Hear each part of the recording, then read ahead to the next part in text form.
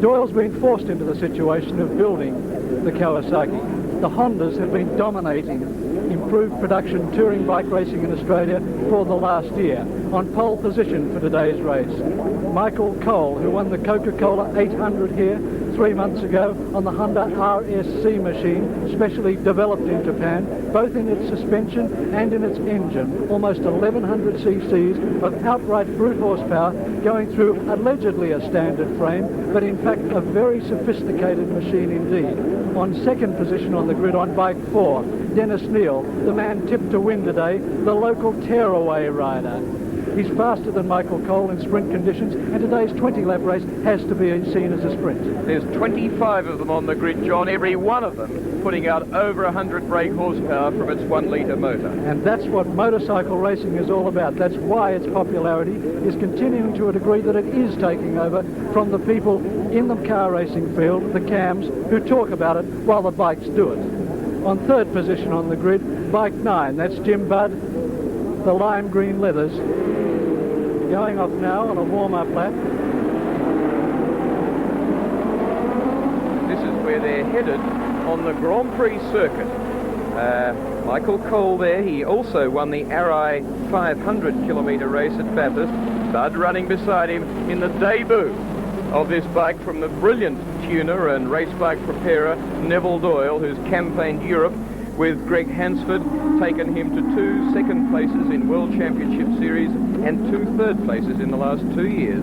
This is the Grand Prix circuit again. We say again that you go down further along the straight to Tirana, then Rothmans, which is a first gear corner, then under the bridge they come up to third, back to second for Coca-Cola, down to first for Ampol, over the bridge, run then in second gear all the way through the S's to Sutton's, third gear on the short run up the straight out of Sutton's corner. We'll come to that. They come through the S's, Sutton's in second gear all the way, and this is a big field and some top runners. 5 bikes entered by Team Honda, 1 entered by Team Kawasaki, 1 entered by Suzuki Australia, and then a whole pile of privately entered bikes or dealer-prepared bikes as well, including Wayne Gardner on Mentor Motorcycles' entry of a Malloy Honda, Peter Malloy, that took Alan Moffat to many of his victories, Warwick Brown, and many other top Australian drivers getting involved in motorcycle racing. It was Peter Malloy's own road bike, which he's modified and put onto the racetrack. He's only just taken on Wayne Gardner, in fact, in the last couple of meetings as his rider. Before then he had Roger Hayes, who's now moved to Team Honda. Young Wayne Gardner, a Wollongong rider of immense capacity and capability. He's one of the finds of the 1979-1980 field. There he is on bike 10, just going now into Coca-Cola corner. Bike 6, in fact, chucked in behind Alan Decker on 10, one of the Team Honda entries. There he is, Gardner. This is the Malloy Honda, different to the Team Honda bikes in its engine specification. That gives you an idea of the power out of them in first gear as he soars onto the Bridgestone Bridge. And boy, if you can ride these things, you can ride or drive almost anything. The bike blokes look sometimes in awe at some of the cars and think they wouldn't mind a go in a Formula 5000 or whatever. But the car guys look at the bikes, I can tell you, at these 2+4 meetings and shake their heads and say, rather them than me. And no way do they want to mix it, and they really do. See the boys like Dennis Neal, Mike Cole, Tony Hatton before he stopped racing the end of last year, Roger Hayes, Alan Decker, all of these who handle the enormous power so well, they look on them as some sort of heroes. The bikes now lining up behind the travelling marshal as they come down to start this race, getting themselves into some sort of go capacity. Starter on his rostrum. An enormous amount of horsepower gathered there in some very compact machines. Just one wide slick tyre to transmit the power to the ground. The bike's capable of immense wheel stands, as Graham Crosby, the man who won this race last year here at Oran Park, showed, when without much competition he turned on a spectacular electrifying display of magnificent bicycle control with his wheel up in the air all the way down the straight, changing up through 5 gears. Today, however, there'll be no grandstanding. There's too much riding on this and too many top competitors. The revs rising, they're about to go. Bruce Rance, the bravest man at Oran Park, standing right in front of this immense amount of horsepower waiting to be unleashed, patting his hands down and saying, fellas, take it easy, not ready to go yet. Emmanuel Blanco, who did the wheel stand there, just getting his visor, missed it up, and they're away, and another bad start, quite frankly. But Jim Budd takes the lead. Leading well on 9. Followed there by Roger Hayes, 163. Budd very wiggly, down under brakes, and it's Roger Hayes on the Team Honda bike, 163, who blasts through to the lead. What a great start for him. But he really got the power going well. And look at the way that bike was skipping and dancing. Wayne Gardner in second place on the Malloy bike. Michael Cole third on bike number 5. Dennis Neal fourth on bike 4. Jim Budd fifth on bike number 5 in behind him.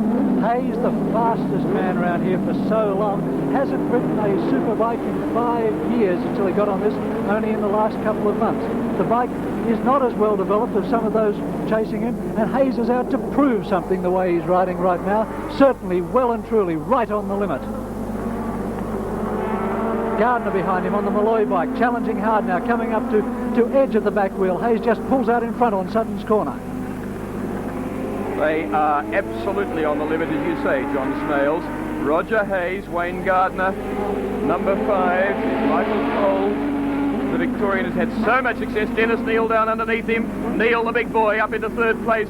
One of the hardest riders in Australian racing. In fact, another rider said at Easter, probably the fastest rider, not necessarily the tidiest, but the fastest. And he will literally rub shoulders with other riders if he wants the line for a corner. Cole trying to run with him, and Budd in 5th. But it's Hayes still in the lead. Hayes exploring to the limit the suspension. Neal underneath, or trying to get underneath Gardner. Gardner determined to get past Roger Hayes. Neal coming with him, Cole with him.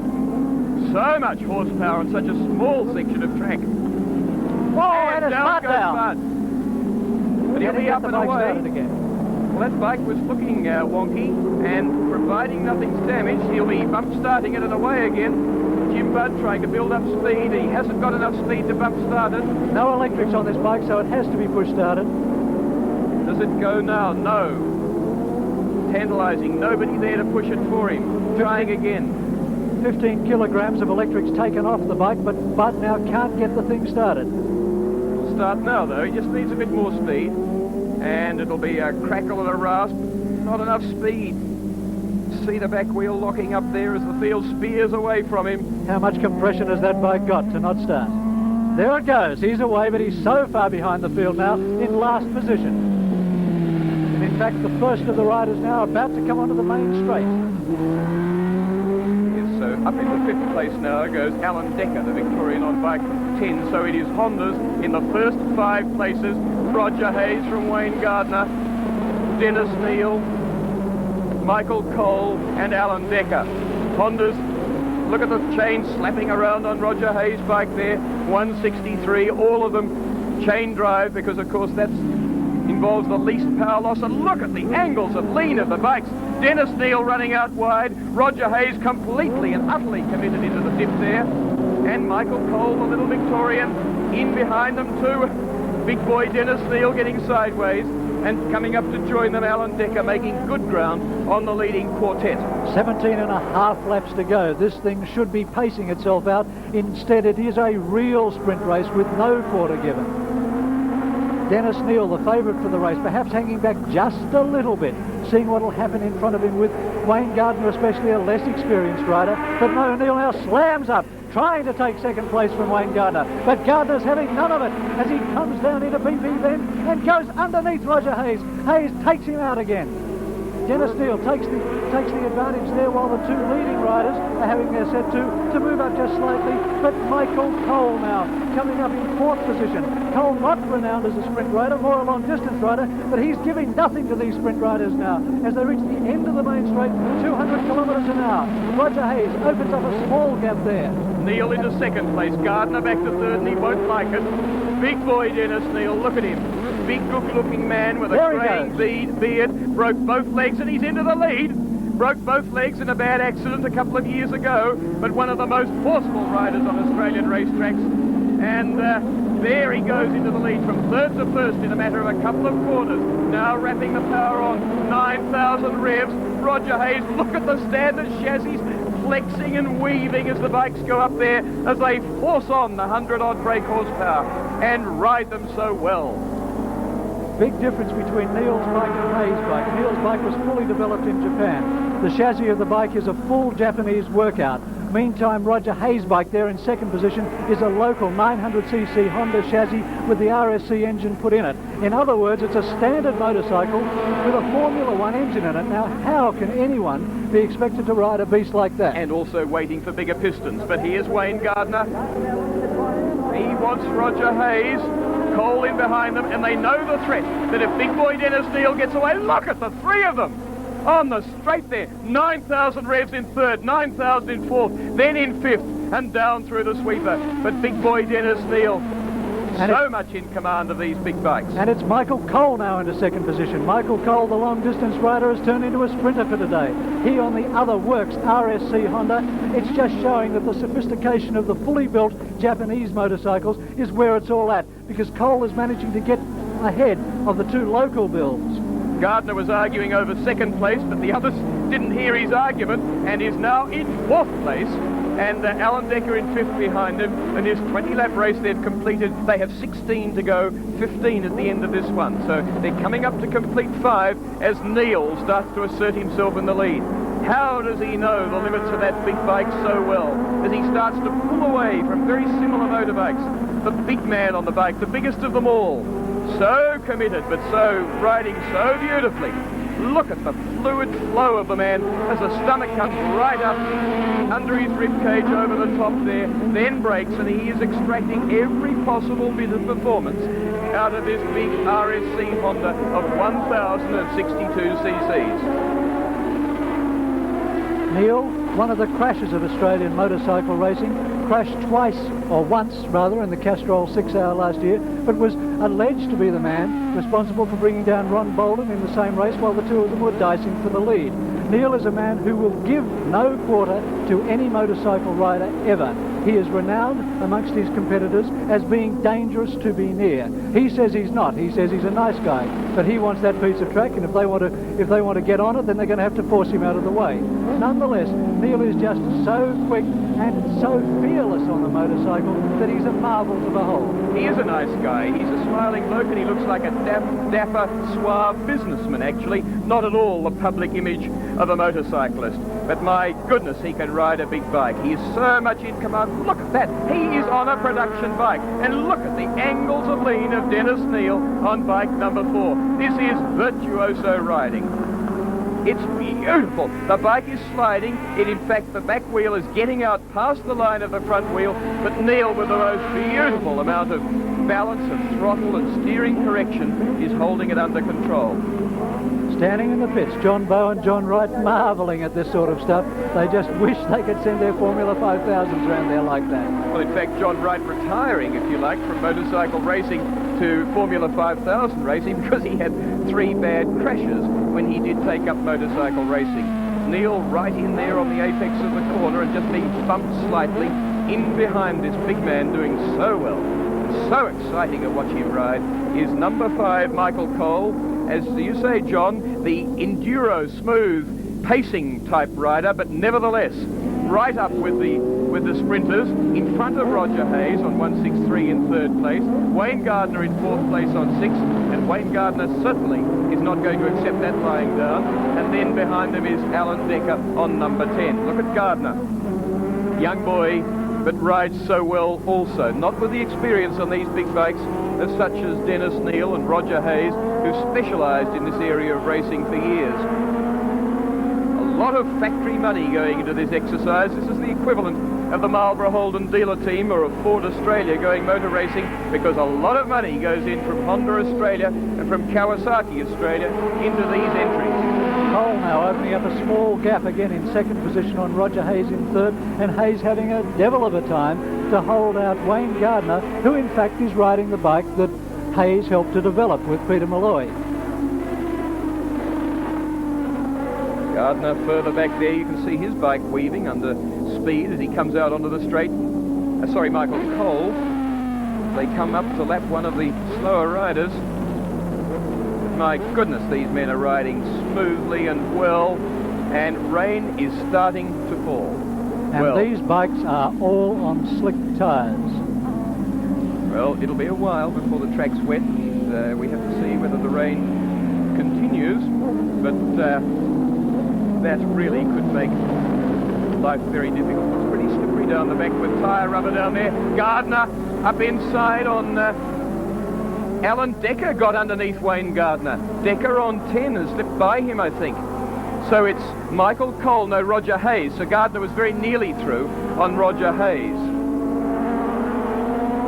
An interesting situation if rain does continue, because there is a lot of oil and rubber on the track, rubber laid by the cars, of course, with their big slick tyres. And Gardner now tries an outside run on Hayes. Can't do it, but is nicely setting himself up for a run down into BP Bend. He'll be quicker down into BP Bend, and will he do it? Yes, he will. And what a beautiful setup from Wayne Gardner there, using race tactics like you'd never believe to show Roger Hayes, supposedly the maestro on sprint race tactics, how to do the job. Down the straight he goes, tucking in on the tank of this big unfared bike and doing somewhere up around 220 kilometres an hour. Remember that a standard CBX Honda down here will do 210 kilometres an hour. So these superbikes probably doing in fact 225, 230 kilometres an hour down the straight there. No fairing, and the force of the wind on the riders at that speed is something fearsome. And here's Gardner trying to round up Michael Cole. As they come up to lap 83, that's Graham Wan. He'll be wondering what on earth has hit him. This quintet of riders last past. Wan reckons that sort of riding is magic. There he goes, Gardner now trying to get on the outside of Michael Cole. Can he do it? Well, something's got to happen, but no, he hasn't. No, not quite. Well, in some ways I'm glad he didn't, because I reckon if he got through, he'd have had to come off. He'd just have had to produce angles of lean and ask for grip from his tyres that was not there. Roger Hayes further back, Gardner doing the charge now. In the meantime, the race leader, Dennis Neal, on number 4. Gardner, though, wants to go forward in the field, wants Michael Cole's position. Michael Cole, the man who debuted the 6-cylinder Honda in world racing. The rain getting sharper now, and there's the sign. So the officials have thought that it's getting bad enough to warn them of it. Drips can be seen on the track, although it's by no means covering it at this stage. But just put yourself in the situation of this sort of speed, this amount of power, with slick tyres, nothing. Look at the rain, you can see it there on the track now, and you can see it falling, nothing to sweep away the water between the track and the tyre. This is dreadfully cruel time and difficult for the riders. And they're less than halfway there. With the end of this lap, they will come up to lap 10, which means that they've got half the race to go in these conditions. And Dennis Neal is the first one to call quits. Dennis Neal has backed off to the degree now that Wayne Gardner and Michael Cole have both gone through him, and they're both side by side now as they dive down into the old S's, and it's Cole who takes the lead. Gardner beside him. They cannot do this in these sort of conditions. It is crazy. It is madness. Wayne Gardner is a known wet weather rider, and I think his reputation's going ahead of his judgment here somehow. He rode the Ducati here at the Coca-Cola 800 in the rain and blitzed the field, and yesterday in the rain he was very quick. But my goodness, what he's trying to do here is unbelievable. Okay, and Michael Cole's prepared to argue. Okay, so it's not wet down this end of the circuit, it's raining at the other end of the circuit. It's just starting to rain up here now. And it's Wayne Gardner who's taken the lead. Now, Gardner is the rain master, that's what they say he is. He's showing his team that he's quite happy, but it's Michael Cole who uses the superior power of the Honda to go through again. 10 laps to go in this 20-lap race, just half race distance, and the most vicious stroke of luck for these riders. Gardner from Michael Cole now, then Dennis Neal, who doesn't like the rain as much as they do. And frankly, if any of them like it, they're masochists. Further back, and look at Neal running wide there. He really doesn't like it. He's not at home in the rain. Well, there's a race situation change because of the weather. Spectators and officials now reaching for umbrellas. That's how wet it is, and Dennis Neal shows you there what happens when you put the power on. And he was probably a gear higher there, probably in second gear, and yet the bike was still doing it. Using his foot now, of course, as you saw, to pivot himself around the track to keep the bike upright. Look at Wayne Gardner.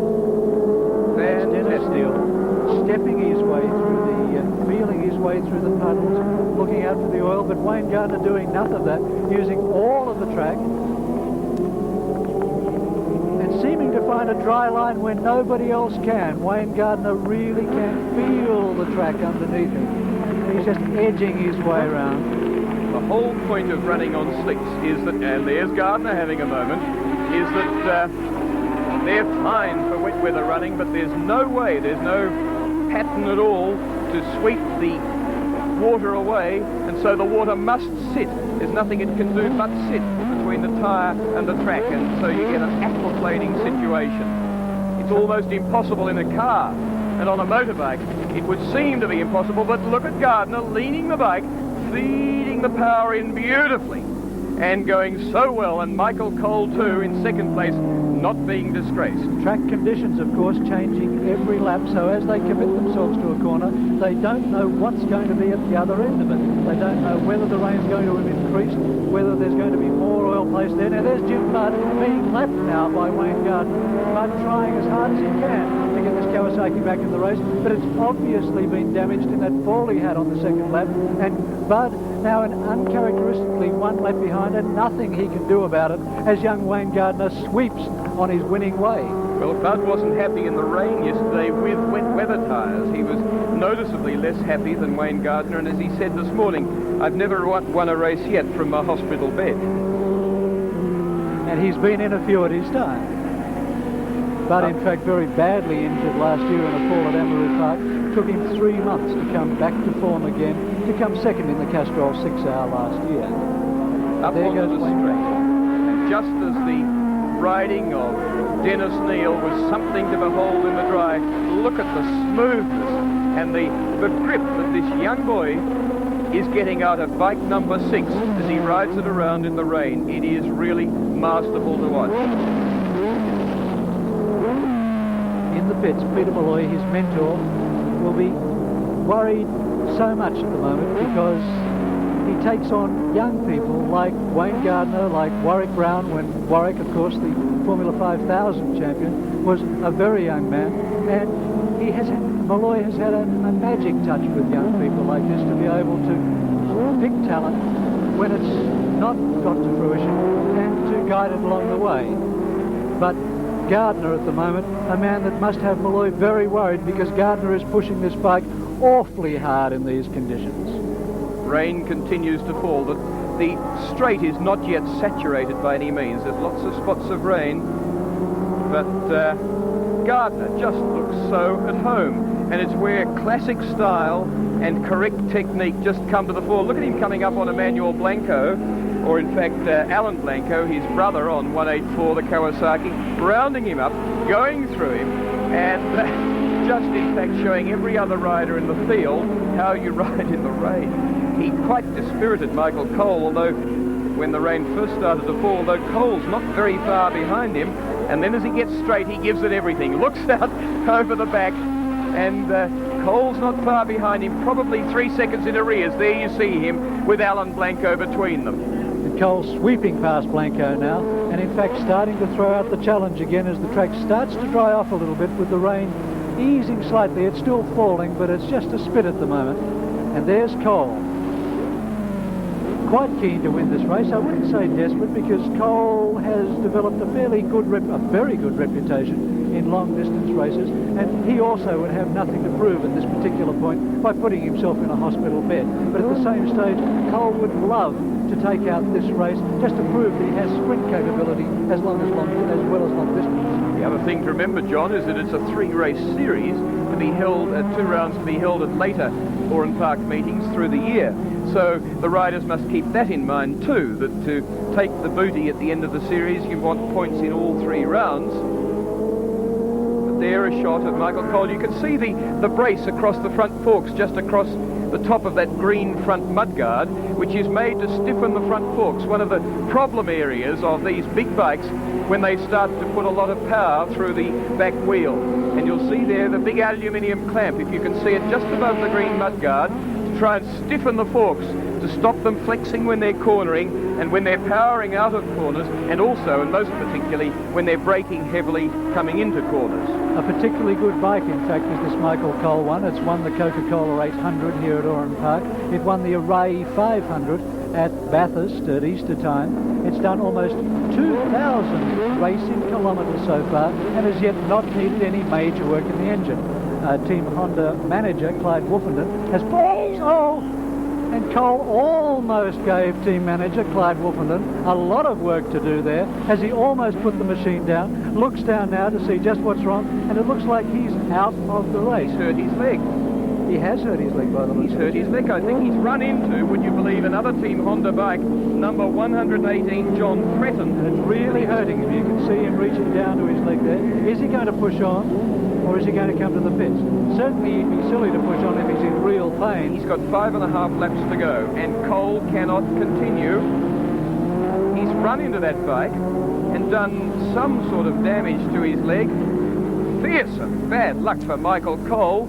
Absolutely writhing in agony. Will he call into the pits at the end of this lap? Here he is with John Fretton again, the man he ran into, and another Team Honda entry on an 812cc Honda. This time he says, "Thank you, I'll go by." And not Fretton's fault, because everybody's coping with some fairly severe problems on this slippery track. Perhaps as the thing starts to warm up a bit and get better, he'll keep going. I suspect that he will. Michael Cole coming down, and at decision time now with 5 laps to go in this 20-lap race, and with agony coming onto the straight, looking down and trying to forget about it as he goes off down the straight again.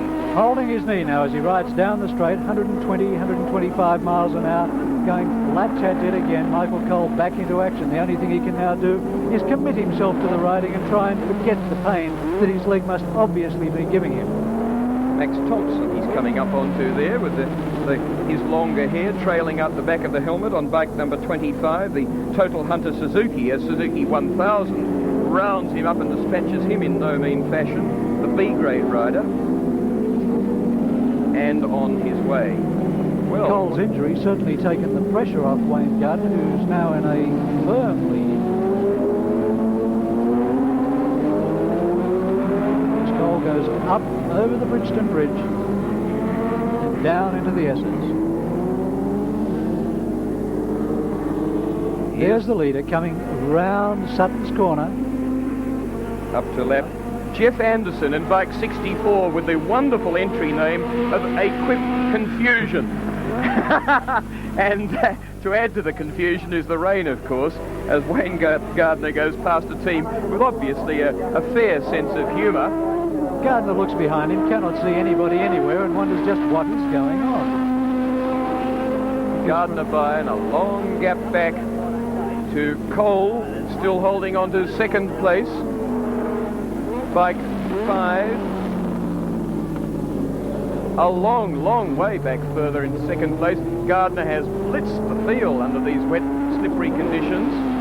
Gardner, in fact, the man who in the Coca-Cola 800 race here some 3 months ago absolutely brained the field in the wet opening lap conditions, when on a Ducati he opened up 4 seconds a lap, or gained 4 seconds a lap on Craig Hansford on the Works Kawasaki. Dennis Neal is a long way back in third place, and it's an equally long distance back to Roger Hayes, holding down fourth place on 163. But the field really has split up after that frantic opening laps, as we look here again at the fabulous style of Wayne Gardner on a wet track on slick tyres on bike number 6, with such a big lead and with 3.5 laps to go. Wayne, a young man who's getting a lot of riding experience recently. He's riding 350cc Grand Prix machines as well, and is certainly being discovered by a lot of people. And there we go. Graham Crosby did it when he was in the lead last year, so Wayne Gardner reckons he should be doing it as well. So from here on in, it's showmanship from Wayne Gardner. Well, you're entitled to a bit when you've done such a great job as Wayne Gardner. What I was saying earlier was that the right lines, beautiful braking technique, smooth work on the throttle is the essence of going quickly at any time. but it's accentuated in the rain. And Dennis Neal, as I said earlier, one of the riders said he's the fastest rider in Australia, but not necessarily the smoothest. And that's what it amounts to. That Dennis Neal's forceful style of riding really does not suit wet and slippery conditions, particularly when you're on a slick tyre. Peter Malloy will be absolutely jubilant. He took Team Avon to a 6-hour victory, Roger Hayes and Jim Budd, but he hasn't been nearly as prominent in the motorcycle field as he's been in car racing. He's been persevering with this bike. They had mechanical troubles with it at Bathurst, also in the Coca-Cola here in March, but now to see it running so well and to see Gardner riding it in such beautiful style, Peter Malloy will be thrilled. In fact, Malloy is doing a lot of work on motorcycles at the moment, not only this one, but he's turned a lot of his business as well to tuning the Súperbikes for road-going purposes. This is a beautiful piece of engineering, actually. The men Gardner say, where are they all? What's wrong? It's not wet, it's not slippery. And then tucks himself in behind the number looking for... There's 2 laps to go as he went across the start-finish line. At the end of that lap there, sets off, and in about 3 minutes' time, victory will belong to Wayne Gardner if he makes no mistakes between now and then. But look at the smooth, confident way he wheels the bike around and comes up to lap an A-grade rider, Steve Fisher. 18 seconds back to Michael Cole. That's how much he lost in that crash. And a further 12 seconds back to Roger Hayes in 3rd position. Cole, we saw there briefly on 5. He's holding 2nd place. Setting sun and the golden grass out there at Ampol Corner on the Grand Prix circuit. Michael Cole further back, coming up to lap number 79. Greg Taylor, Masaki Motorcycle Engineering entry of a Honda 500. A bike that should suit these conditions well. Less power. But the bikes probably have greater limits of adhesion than the riders find it easy to establish, and it takes a very slick technique but also adventurous sort of a rider to explore the limits of the bikes under these conditions. Gardner coming up now to get the blue flag and to start off on his final lap. What's wrong with the boys? Where's the opposition, says Gardner. And if it's been a big lead set up by Wayne Gardner, and if it becomes a big margin for victory, well then it's only a reflection of some superb, exciting riding and a tremendous dice earlier on in the race. The track drying out now, in fact, which means that if there was another 20 laps to go, we'd see Michael Cole starting to really throw the pressure out again. But of course, with just half a lap remaining on the Soren Park Grand Prix circuit, it's a sure thing now. Wayne Gardner has only to get to the finish to win his first major victory in Australian Superbike racing.